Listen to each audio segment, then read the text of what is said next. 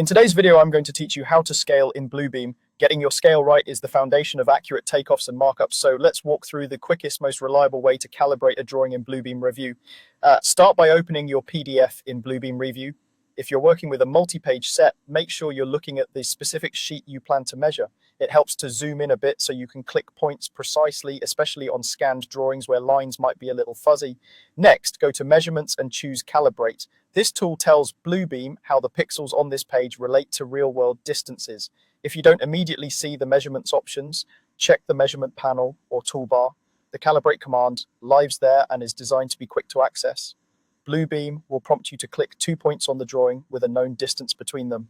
Pick something printed on the plan that you trust, like the endpoints of a labeled dimension, the width of a standard door that's tagged, or the spacing between grid lines.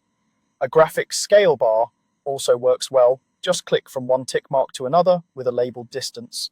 Accuracy here really matters, so zoom in and try to land exactly on the endpoints. Snapping to content, when available on vector PDFs, helps the clicks lock to corners and intersections. On scans, rely on clear visual edges. You can pan while zoomed in, and it's fine to re-click if your first try wasn't perfect. After you've clicked the first and second points, Bluebeam asks for the real-world measurement for that span.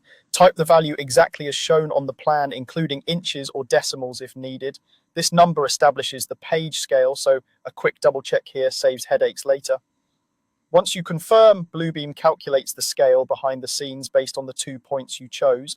Finally, choose the unit type you want to work in. Pick the units that match your project or preference: feet and inches, decimal feet, meters, or millimeters. This controls how measurements display, and you can switch units later without changing the underlying calibration. That's it.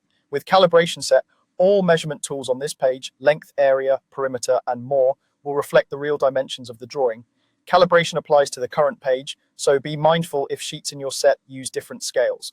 Take your time when selecting points and entering the value, and you'll set yourself up for fast, dependable takeoffs. Thanks for watching and happy measuring.